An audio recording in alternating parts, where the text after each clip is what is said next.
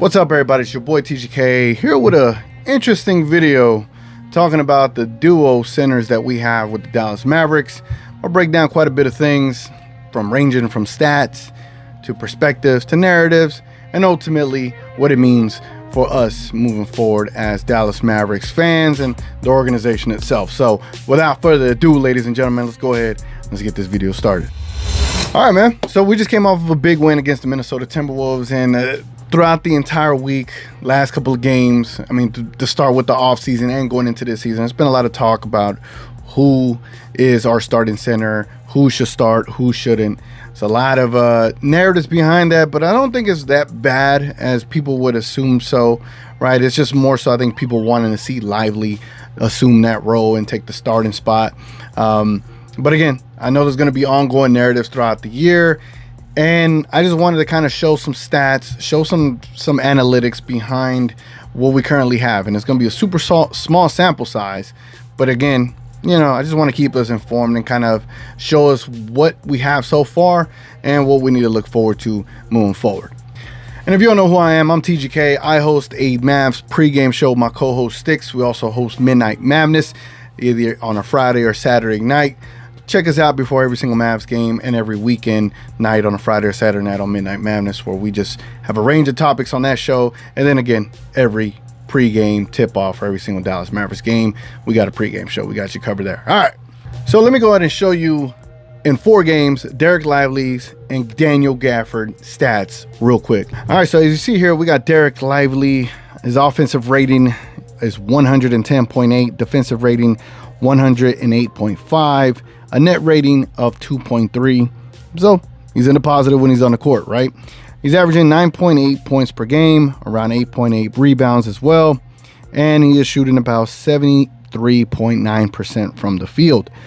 Daniel Gafford on the other side, his offensive rating is 113.1 when he's on the court. His defensive rating is 108.3. He has a pretty good net rating of 4.8. He is scoring the same amount of points, 9.8 points per game, 6.3 rebounds per game, and is shooting about 59.3% from the field. Now, judging by these stats, you look at this and you're like, dang, who should start, right? The numbers are very comparable. They're very comparable. They're very competitive, so to speak, when you're talking in terms of who should start over who. But it just shows that both of these guys are pretty solid in their role. They're pretty damn good in the position that they're in, playing with the Dallas Mavericks, playing for the Dallas Mavericks, and playing with Kyrie Irving and Luka Doncic. Every time they're on the court, they're pretty consistent. They're pretty stout in what they're doing. I mean, if you compare the numbers, right? Lively and Gafford, they're both averaging 10 points per game. That's almost 20 points right there. Lively averaging almost 9 rebounds a game, and Daniel Gafford about 6. That's like 15 rebounds there. And then one shooting 74% and the other shooting 60%. We're probably looking at anywhere in the mid to high 60s percentage, probably 70% in certain cases, certain games, right? Hell, Daniel Gafford was 100% against the Minnesota Timberwolves. So with all that being said, you have a duo that is giving you 20 points, 15 rebounds, and if I'm correct, about 2.3 blocks per game, and also shooting roughly over 60% from the field. And if we were to combine their net rating, we're looking at 7.1 plus net rating in the positive. That's a pretty damn good center if you put both of them together, right?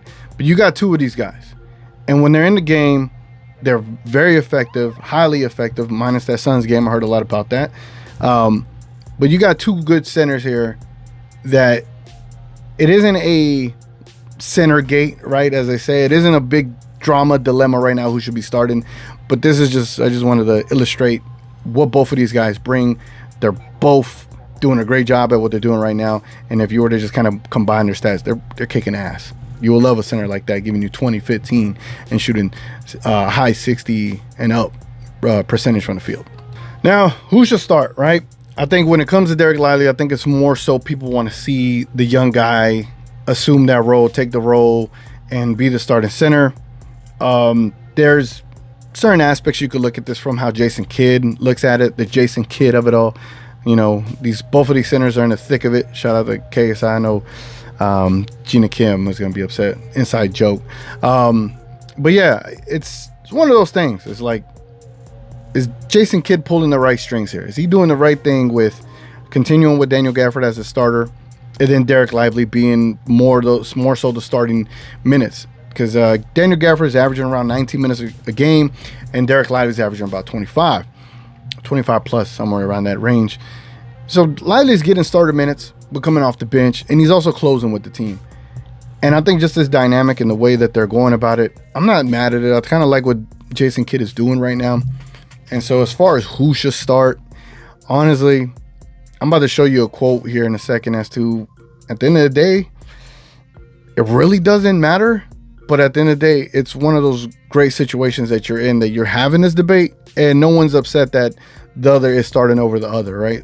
Like, this isn't Dwight Powell starting and Dereck Lively coming off the bench. That'd be a whole different conversation there. But it's going to be interesting to see how the rest of the season goes. Whether Jason Kidd decides to then make a move and have Dereck Lively start, depending on matchups. I think we will see that matchup dependent, maybe. But at the end of the day, I think Jason Kidd is trying to keep consistency, cohesion, so to speak, as far as who should be starting. But now that we're on that whole topic of starting, let me show you some advanced analytics into our 5-man rotations when Dereck Lively is starting with the actual starters versus Daniel Gafford starting with the actual starters. Check this out. All right, so with that being said, here we go. This is the advanced 5-man analytics. To the left, we got D-Live stats. To the right, we got Gafford's. If you look on the left, you'll see Dereck Lively has 4 games played with the starting lineup for about 20 minutes. And he's averaging an offensive rating with them of 112.5 and a defensive rating of 148.6. I know it doesn't make sense. It doesn't look it, but the stats show it.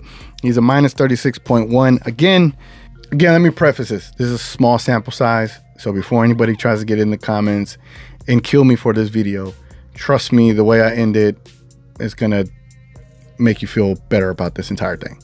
Just bear with me. Again, so small sample size. I'm not complaining about what's going on, but I'm just trying to illustrate what is going on. Anyway, back to the stat. But when you look at this lineup with Dereck Lively, Kyrie Irving, Dinwiddie, Grimes, and Najee Marshall, in 2 games played, 15 minutes total, he has a great offensive rating of 143.8 and a defensive rating of 100. Obviously, a plus-minus rating, a plus rating of 43.8. Another roster that he's played 12 minutes with, Klay Thompson, Dinwiddie, Luka, and PJ Washington.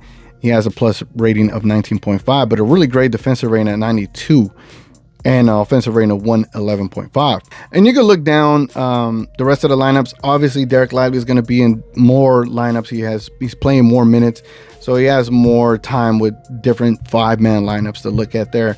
But it is pretty interesting to see that if you look at the top, the starting 5 lineup, the same lineup that Daniel Gafford is starting with, it is almost the complete opposite on the other side. So we look at Daniel Gafford's side over here. We see Daniel Gafford has played 4 games, 51 minutes total with the starting 5 lineup, an offensive rating of 117.7 and a defensive rating of 108.8, a net rating of 8.8. So Daniel Gafford is actually very successful with the 5-man lineup, the 5-man starting lineup with Kyrie, Klay, Luka, and PJ Washington. Then you look down the board, right? He doesn't have many lineup variations with other 5-man rosters. A lot of his minutes are exclusive to that 5-man squad. But these other lineups are a minus 30, a minus 33, a minus 145.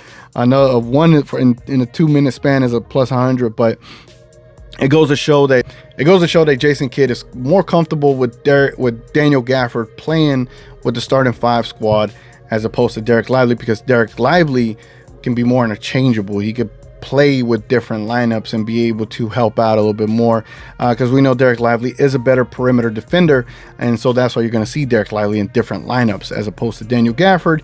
You probably want to keep him with the starting guys to just be that extra protection at the rim. And obviously, looking at this advanced analytics in that small sample size, 4 games, 51 minutes, he's pretty damn good in that role.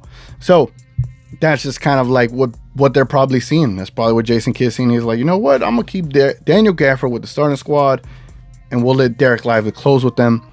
But again, if you're closing, right, in a game with Dereck Lively against starters, those net ratings are going to look a little wonky as opposed to how you start with them. But I think looking at this right now, Daniel Gafford starting is probably the smart idea from Jason Kidd, and we shouldn't be that upset that he is starting over Dereck Lively.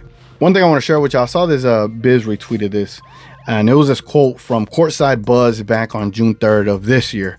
And it was a quote from Dereck Lively talking about Daniel Gafford and starting and all that. Here's the quote.